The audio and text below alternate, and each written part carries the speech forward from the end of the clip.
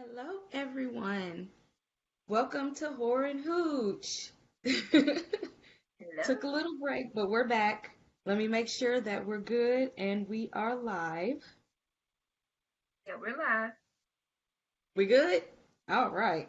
So, Yeah, today we will be discussing the movie Insidious, the movies Insidious.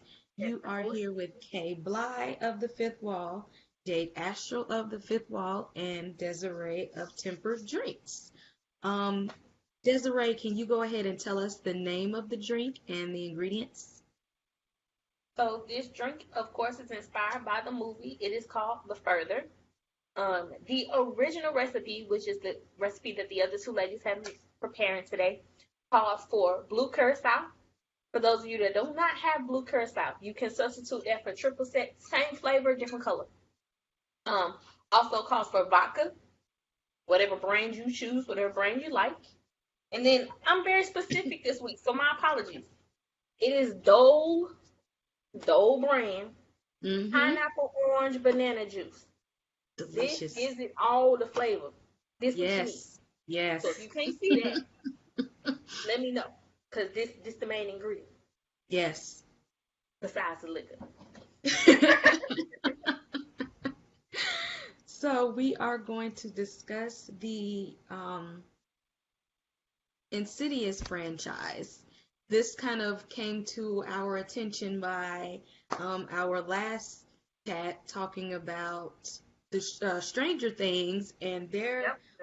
parallel universe, the Upside Down, and that kind Right. of got us thinking about the further from Insidious, and we're like, you know what? Let's go ahead and discuss those movies because they're very interesting.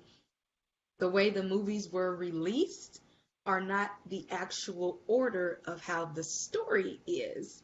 So Not it's kind of like you have to kind of put it together in your it's kind of mind. like So it's kind of yes. like being a psychic yourself. Like you know how they say they foresee things. So like the movies are kind of set up that way, like how they occur. After you watch them, you'll realize like, hey, so actually the last movie is really like the second movie, so it kind of lines up that way. So that's something we can get into, but first I need a drink before we get into that. Yes, I got ma'am. you, my girl. Okay. So the reason I said original recipe because I am making mine a little bit different tonight. Because we're live, sometimes there's room for mistakes, so I'm sorry. I hit the liquor cabinet and I was out of blue curacao. Don't fret, it ain't gonna taste no different. So we're gonna start with our mixing glass and some ice as always. Um, ice in there. This is one of the drinks that I don't shake. I actually stir it because when you make it the original way, there's a nice little color change happening, and I'll have the lady show you their glasses in a minute. For me, I chose to use my black vodka tonight since the further is dark and creepy. That's what we're gonna go for over here. So I'm gonna start off with about 2 ounces of vodka. And that's probably 2 ounces. An ounce of your triple sec. Triple sec. And then we top that with the juice. Again, that's pineapple, orange, banana. Don't forget that. You need it. So Yes. we stir that up so we can mix those flavors together.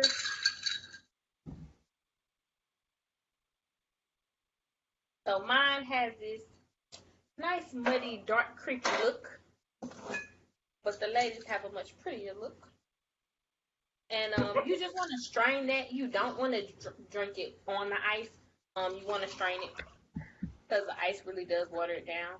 Aw. I mean, You you should told me can, that. but this is my further. I know you guys can't see it on the camera, but it's a little glitter action going on in there. But will one of you ladies show them your drink so they can see the original color? With some K-Bot, throw that thing up. nice bluish green for the further. You know, Yes. like they kind of shows the different dimensions like they were in the movie. Like you had Yeah, some areas that could have been like, with what's the little boy's name, Darton, when he was caught by the demon, it was kind of like playful looking compared to when the right, dad right, right. and Lady Elise and all that were in the further, it was dark. So I like it. We got both sides. Yeah, got Mhm. both sides. Sure. Yes. Next time I will remember to take the ice out. It's a personal preference. Some people like it diluted a little bit. It's up to you. But it is good that you see I got a nice big glass of it, so. Mhm. Big So glass. Yeah, my I glass want to is go small. ahead. I want to go ahead and get into Insidious and how it lines up in the sequels. Mhm.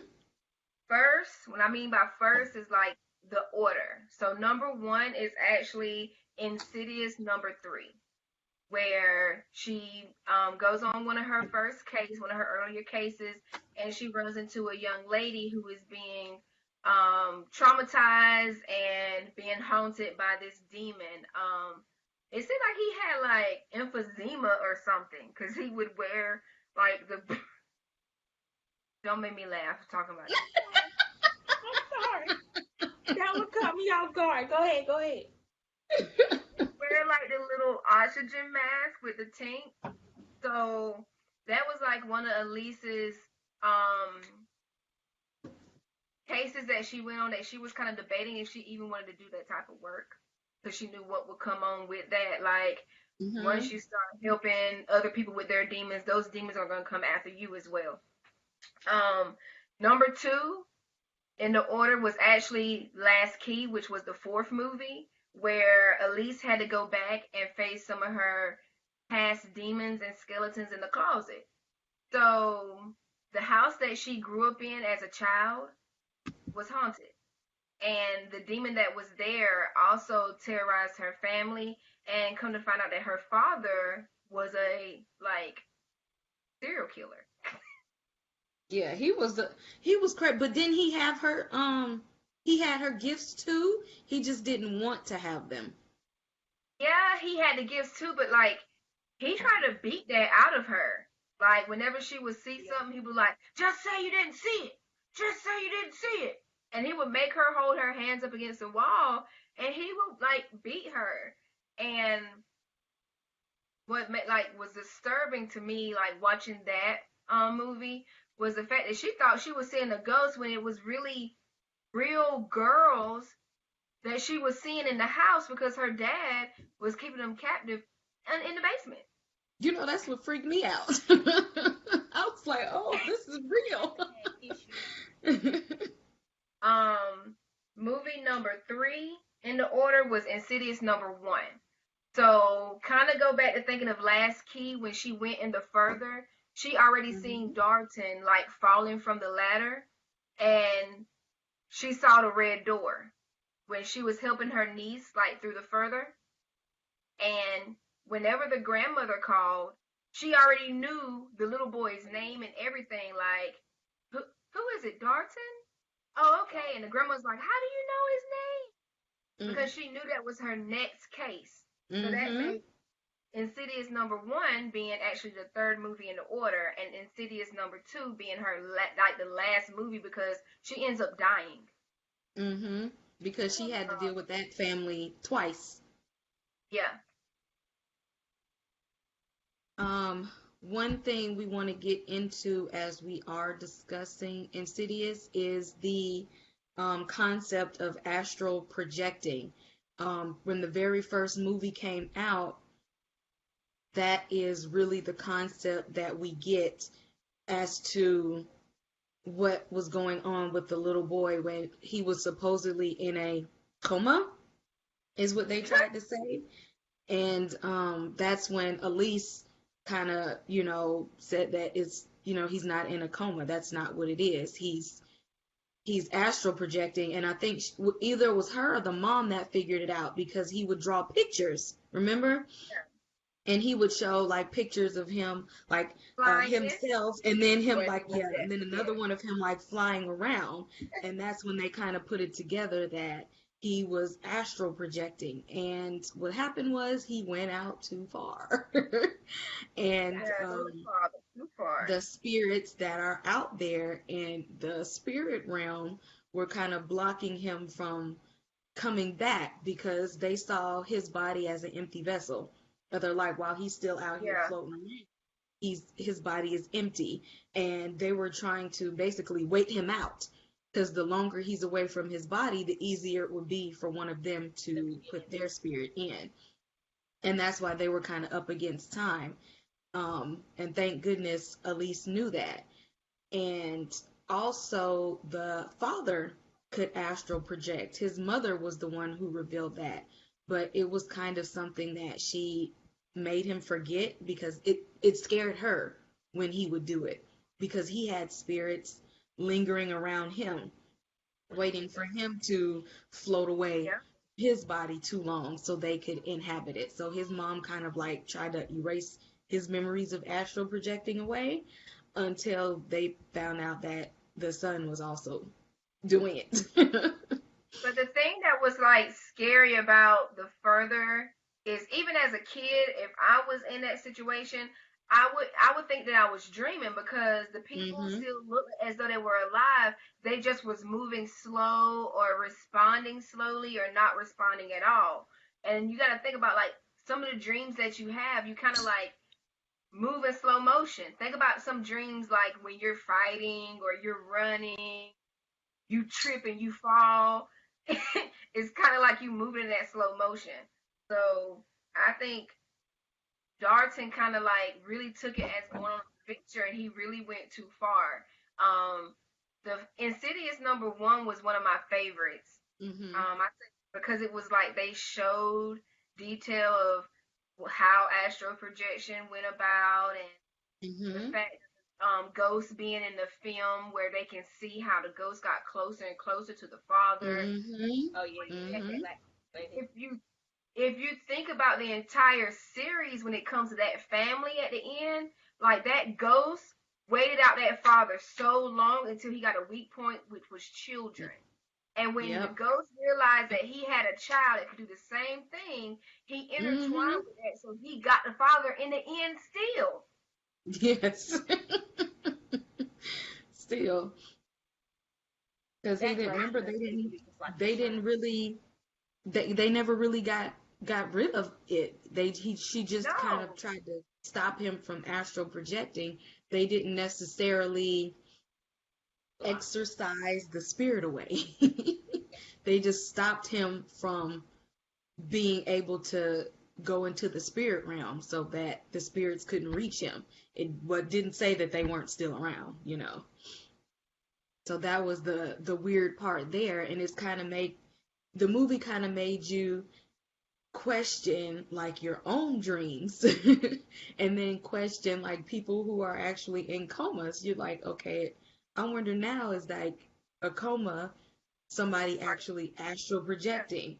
Or when you're asleep, you're like, okay, am I dreaming or am I astral projecting? Or can I bring myself back? How do I know if I'm out there too long? What about those stories that we hear about people that go into surgery and they're like, I was floating over my body. I know what the doctor was saying. I didn't feel it, but I know what he did to me or she did to me. Like, even if you like, not trying to sound creepy, but even when I meditate, I feel as though there's moments where I'm kind of like out of my body per se. And that kind of freaked me out from watching that movie. Like, woo snap, am I astral project? Right, it really did. But that's what the movie's kind of. I do believe it's a real thing. Like, I think there are people out there who are more in tune with it and understand it. But because it's such a drastic, thought or idea, we don't really talk about it. We don't believe in it. But I think it exists. Because where would it come from if it didn't exist in some form or fact? Like, who thought of that? to Yeah. say, oh, we're astral projecting. Like, how did that just come out of nowhere? Like, people Exactly. always having out of body experiences. It's probably the same thing. This is true, and that's Insidious really does a lot to your, it makes you think a lot about, when you have deja vu and dreams and stuff, and it also makes you think a lot about other dimensions and stuff because when they were going into the further, that's not a dimension I want to go to. No, but the thing was is that it was like if you looked at it, majority of the time you ended up starting out in your environment, but all you Hmm. had to do was like make a turn or either go through a door and you were somewhere else different. So it's kind of like you But couldn't control. but that demon was in the further living his best life, y'all. That's the thing. I promise y'all. That is my favorite part of this movie. Was the I first said, time you got to see the red faced demon, and he was jamming. I had to go look that song up. Y'all know that's a real song. yes, I downloaded it. I had to go look it up, and he was just tiptoe by the window, like he was jamming, playing with his toys. Now, what I'm about like, the little boy that was jamming to the song and he was oh in the yeah, and the corner? second was that the second one? It Which might Yeah, one have was been the the second when they second one because moved? remember they tried to move and they followed them. yep, yep. It was the second one because it was a little boy in the corner, like. And he was jamming too. Now, here's my question. Since we're talking about the red-faced demon, how in the world did the ghost, like the human spirit, was able to get the demon to work for him? Because at the end of the day, that wasn't a woman in the veil. That was a man Right, dressed as a. Because they right. also showed his backstory. Mm-hmm. Um, how do you think that occurred? Like, how was he able to control that to work for him? Somebody had a little bit more clout. I could say whose soul was blacker. The blacker the soul, the stronger the demon. Mm-hmm. Probably made him a few promises too, like let me go on and get over here and I'll let y'all back through here. Help me get in and I'll open the door for the Right. rest of you.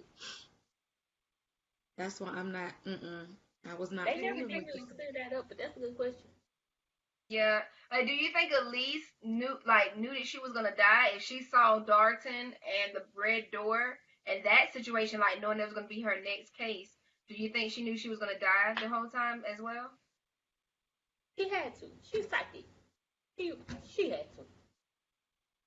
I think the Because she same. I think that she kind of knew something was going on because she was able to go back and clear up some of her history. Like she was able yeah. to link back up with her brother. She got in touch Mm-hmm. with her niece that also had the same gifts. She was able to like see her mother again and like close out that entire like chapter in her life. So I think she knew too. Because she really did put a lot into that family. The demons that were after that family were like hella strong. And And they still fight. I won mean, because I mean, think about it. You try to move because you think your house is haunted, and they come with you. You know. and brought The thing more your because house is your soul.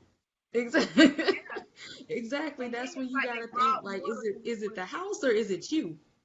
they pierced like the portal. So like I don't know if you noticed, but it was more spirits in the second movie. Like the way they huddled around, like it kind of seemed as though the one that was more intelligent and that was after the father Josh for so long kind of predicted how the spirits would be because they were distracting the family away from what he was doing. If you get what Mm-hmm. I'm saying. Like Yeah. the initial ghost, the one that Mm-hmm. dressed as a veil, kind of like Yes. manipulated the entire thing, even down to possessing the father. Like it was just, I don't know, it just blows my mind that you really don't, that that's so dangerous. You cannot predict the spirit world. And you don't want to play with nothing like that. That's why That's I why I don't touch said Ouija boards. I'm not You trying to don't go to play the with nothing further like that, baby. You don't know because who you're talking to. Because the thing that's so dangerous, and I'm going to tell you this, like, I have been told especially from like my heritage, my culture being Native American, we believe in dreams and we get messages from Mm-hmm. interpreted. But I've always been told if someone is knocking on a door, or someone calls your name, you never answer and you never open that door. Because if it's someone that you know and you are acquainted with and that you love and that's close to you, they wouldn't have to knock on the door. Yep. Mm-hmm. I have heard that. And what's crazy is my mama always say, like, you young, and you be like, ma'am, like you thought your mama called you. She Yeah. always say, that was the devil. Yeah, don't you answer that. My mama too, like, she'll be like, what you been doing? What you been doing? The devil calling you. I believe, and did you notice those ghosts in the further were like sad? Those spirits, too. they were all It's like they were limbo needy. almost. They were they needy know they and were sad. dead. They couldn't, and here's the thing, like, this is where they were messing up at. People that were astral projecting were not modifying their moves. They were not moving the same way as the dead. So I'm gonna know that you alive. You over here talking. You moving fast. Oh no, you still alive. Now here's the thing. You said they look unhappy and how they were moving. But if you notice when they knew somebody was alive, they came around faster. Like. Mm-hmm. Like they was turning and looking like, oh, so you could, like they looked real needy, like they was waiting for somebody or something to help them do something. Like they was just all like, they was waiting. And also the people that were alive had light kind of around them a little bit. Yeah. People in the further was straight darkness. Yes. I mean, it wasn't no Caspers over there. So then my question is, though, the red-faced demon, like, in the whole totality of the thing, he is the biggest monster. Like, he's in all the movies. Yeah, he's orchestrating everything in motion. He orchestrating it. But who is he? Like, is he representative of the devil? Like, because everything else in the further is a spirit from someone who once was. I was really thinking that too, because I'm like, why is he trying the hardest to inhabit Dalton? Like, he was like adamant about it. He was just like, the rest of you spirits, y'all better get in line. But when that spot opened up, I'm in it. But he didn't look and that's like what I kept thinking too. I was just like, is he like?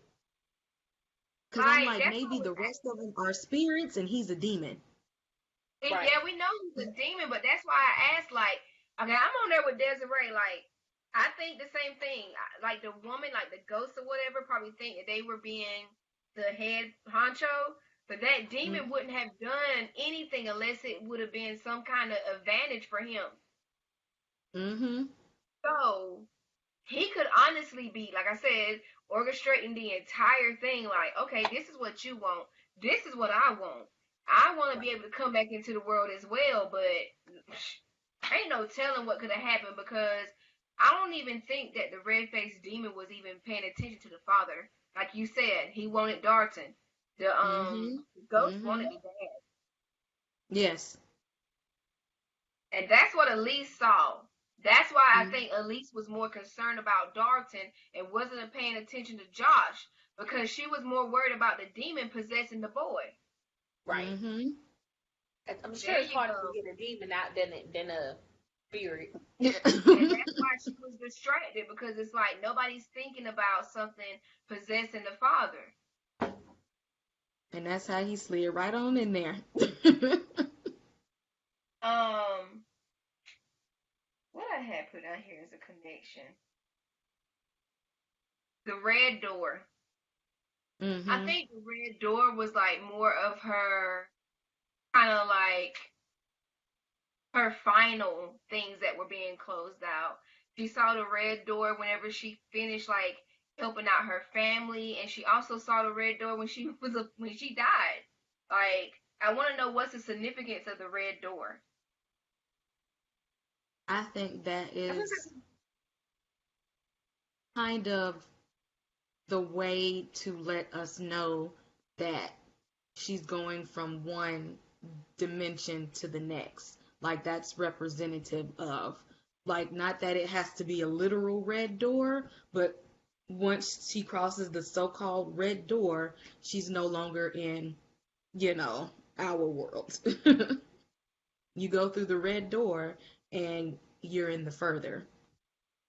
And I think that's what it was kind of like signifying, is that's what was happening, to let us know she's going from one uh dimension to the next, and that she was able to cross over to those portals, because not everybody could, but she And I think could. also like chapters like this is finalized. So when I hit this red door, like this is over. Like it's done. Let me yes, That makes close it and close it out. yeah. Okay. Okay, so now that we kind of like explained out the entire journey of Elise, which one was your favorite movie out of the entire like horror film series? I liked the first one because they really they did something different with your typical ghost story. And they said, let's throw in astral projection in there. Like that was their way of kind of reenacting a ghost story, which made it different from other movies, Okay. which tied it in as to, you know, had they not been astral projecting, they might not have been haunted, because technically they weren't in a haunted house. The son and the dad were actually had spirits attached to them. They weren't in a haunted house. And that's kind of like one thing to kind of note. And it was funny to me that they tried to move and get away from it, and it still happened, which, made it clear that y'all are not in a haunted house. It's not your house. It's Okay. you. All right, Desiree, what was your favorite one? I liked one originally just because, like she said, it was different than all the other horror movies. At that time, everything was really like remakes and the same stuff over and over again. So that's why I like one.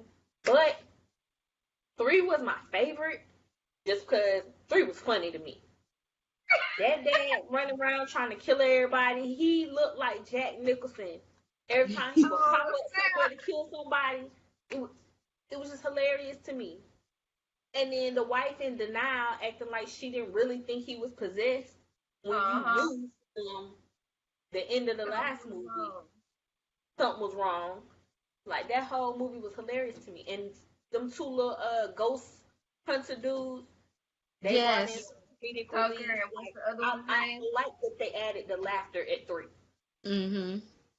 Yeah, that's true. My favorite one was number 2 because I like the way they ended. Like they went through all of that, and you're thinking they're gonna end off on a good note. Like, yay, they were able to, you know, surpass this in their life, and it's like, oh no, the enemy actually won, and it kind of Yes. like threw me off. Because now, like, I was left thinking, like, oh my gosh, like, that ghost is now living through the body of the father. Like, what is going on? Like, is the ghost just gonna leave the scene and make it seem like the dad just went crazy and killed people, or is he gonna be possessed for the rest of his life? Right. Yeah. Yeah. That's So, what they did, a good little spin. And I like the fact that you kind of have to watch all of the movies to understand the order. yeah. And what's going on? Because the journey is really, I mean, if you watch the first two movies, you kind of think it's about that family, but by the third movie release, you realize that the movies are really about Elise.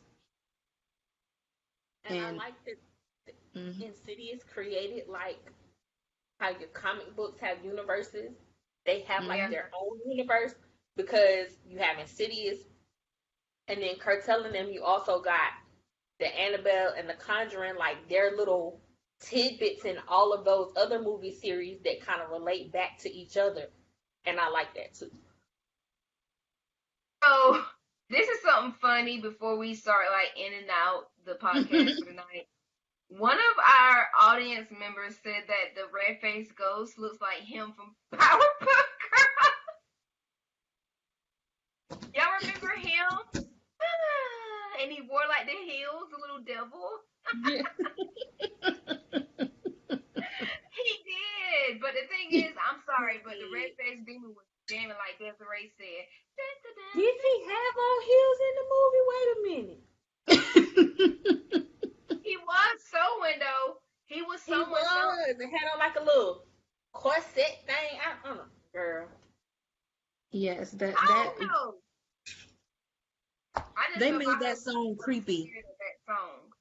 Yes, they made that song really creepy. Go Google it. It's lit. It's Timmy. Ain't it? His name Timmy or something? But yeah, Hey, Bly. Hey, we got something coming up next weekend. yes. So, very excited, It's you guys. We have our third part of Two Lost comic book release next Saturday in Atlanta, and we are so excited about it. Part 3 is finally coming out. It's a very different story from the first two. The first two were kind of from the point of view of Kenji, and part 3 jumps to his mom and her journey. And I really like her. His mom is a badass, and she was willing to go above and beyond to get her family back together.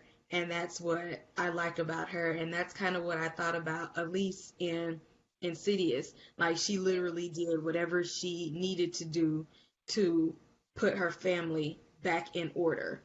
Because when she thought everything was in chaos, she was separated from too long, and she literally put the work in to, like, okay, we're back together. Dion in Two Lost Part 3, same thing. She literally is just like, bump it, I'm gonna put the work in to get this family back together. And and it's an adventure. It's, like I said, it's different from the first two. You're going to take it from her journey, and like I said, she's a real badass. And that will be the 17th. Where is the location? Oh, Artist. Yes. One moment. I'm just excited because I'm flying in from Tampa. Yes. So that's also a bonus. You'll have one of the hosts, or maybe two of the hosts from Horror and Hooch will be there. So where you're getting a book launch, you're gonna get some performances, you're gonna get some Horror and Hooch. Come on, you guys, book launch, comic books, Horror and Hooch, music, drinks. Turn up. It is at Artisans Bar and Gallery. That's 140 Peachtree Street. Y'all come out. Starts at 10. Spend some time with us. Yes. If you haven't already, catch up on the first two books. They're on Amazon. Two Lost and Two Lost Renaissance. You are not going to want to miss part 3. When I tell you the story just flips all the way around and you're not going to be ready for it, read the first two so you can be prepared. And come on out to the book launch. Like I said, we're going to have, our live performances. Shout out to The Score and Rogue Dynamo. Jay Astral is going to be there. So, yes, turn up. Come on and party with us next weekend. 17th. Yes. ATL 17th at 10. Follow us. Yep. Follow us on social media. Facebook, Instagram, The Fifth Wall, The Fifth Column, Temper Drinks, Twitter, the official Fifth Wall.